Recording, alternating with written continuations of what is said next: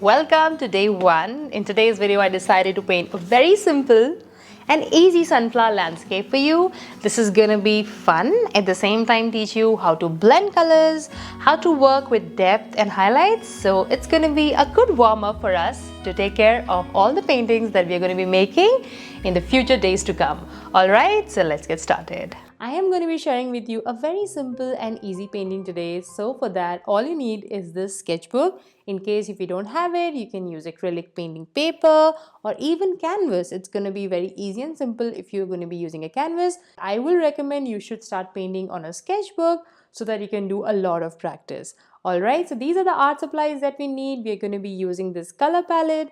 We need a water beaker. This is very important. Have two of them ready. And we also need a tissue paper to wipe our hands and just to take care of all the mess that we create. And I also like to keep all my brushes ready so that there is absolutely no confusion while I'm painting and the work becomes very easy. We need these flat brushes, round brush, this is going to be a round brush number 2, and a fine liner brush. We also need some old flat brushes. They are very important for creating foliages, and you can always have these extra flat brushes in case you have them, just to take care of the blending part. And now to begin with, I'm going to be using this masking tape, or you can always use a transparent tape as well. So you must be wondering, why do we apply this masking tape on the corner area? So this is important because you don't want that you stain the remaining sheets while you're doing the blending.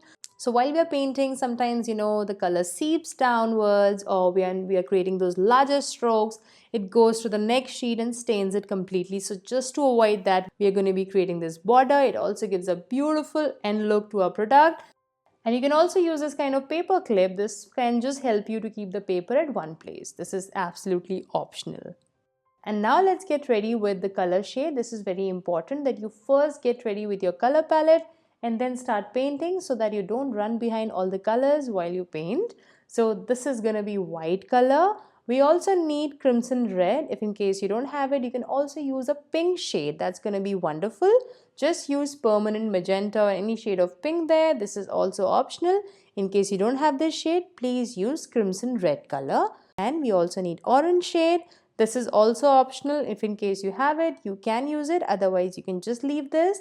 And we need lemon yellow color. We definitely need this shade. And we also need a sap green color, mauve color. In case you don't have this shade, please use light blue color. It's just optional. You can also draw a rough line on the center to remember where the sky and the land would be.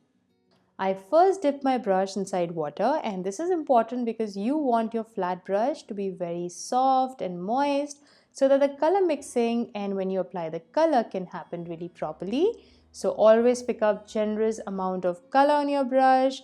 Remember, this is very important because we are working on a paper, so this is going to dry very quickly. So just to avoid that, always add some water to your color mix or make your brush little moist. Once we apply this shade, I'm quickly washing the brush and using the same brush to create the second color mix. Remember, we do have to work very quickly here because we don't want our colors to dry, because the blending will only happen if both the colors are still moist.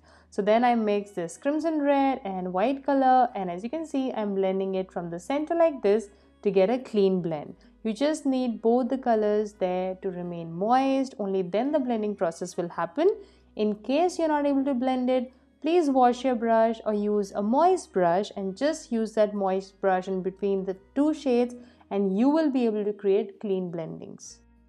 Again, I'm quickly washing my brush because I don't want this pink pigment to get mixed with my lemon yellow shade. So then I added some white and lemon yellow color together, and as you can see, I'm trying to create a beautiful blend there.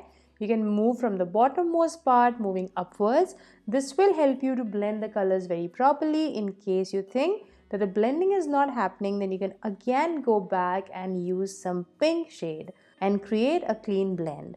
Remember, you can redo this step again and again till the time you're not happy. So you can always leave the bottommost part, lighter in shade, because you do want to add that beautiful sunrise effect there. So we want a bright sun in that corner. That's the reason we are adding this lemon yellow shade. So let me show this again to you. We just apply this lemon yellow shade on the bottommost part and try to move upwards to create a beautiful clean blend.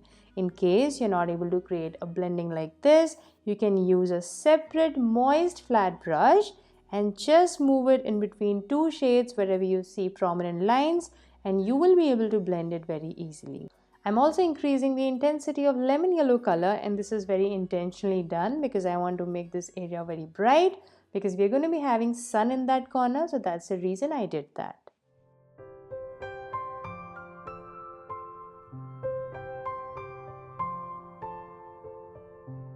So once the sky area is drying, we are going to be now going to the land area where we are going to be creating the beautiful sunflower field. Before that, let's add some depth there, and that's very important because we're going to be having a lot of shadows and all those depth in between all the sunflower fields. So we are going to be mixing some sap green and black color. Now this is very important to show depth in between the flowers. So that's the reason we are adding this kind of very dark shade. Always make some black color to any green color that you have and create this kind of color mix and apply it on the bottom like this, and then we'll move on to the next step.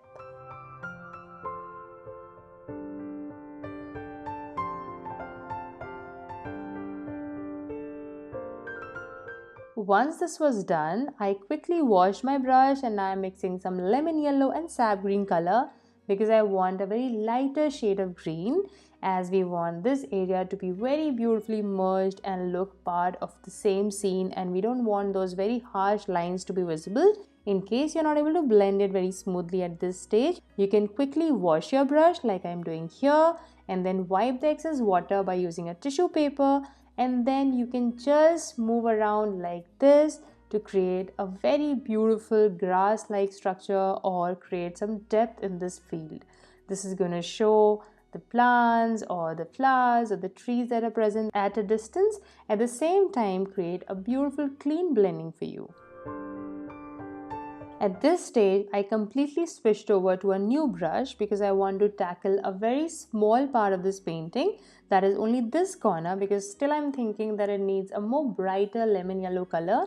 That's the reason I completely switched over to the brush. If you don't want to get into the hassle of cleaning and you're not able to manage so much of cleaning, then you can always use 2 to 3 brushes like I'm doing here. So I'm just randomly picking up this lemon yellow color and applying it on the corner here. This is important because this area is going to be very sunny and bright. That's the reason we are increasing the saturation of lemon yellow color only in this part of the painting. So let's just do that by using this small flat brush. Once this is done and is dried completely, then I picked up this generous amount of white color and I just marked this small circle to create an illusion of sun. You can always use this corner end of your flat brush and try to create a very beautiful merged end to your sun, because this will help you create those beautiful radiating lights around. The illusion it's going to create is kind of the rays around the sun. So you can always do that, or in case you can absolutely change the brush and use a very new brush altogether, a dry flat brush, and try to blend the corner ends to get a clean blend only on that part. And then by using the same brush, then I picked up this orange shade. Remember, do not use this orange shade as it is. It's not going to look that real. We just want some rays of those beautiful sunset scene to be visible. That's the reason we have applied a very light pigment of orange. And still, in case you want to rectify any of your mistake, you can go back again to the artwork and apply that color again on top. So this is something that you can always rectify and redo your mistakes here. So this was the first layer that we wanted to add. This is going to be the base for our painting, and in the next class we are going to be enjoying making beautiful sunflower fields. So I'll see you very soon in my next video. Till then, take care and thanks for watching.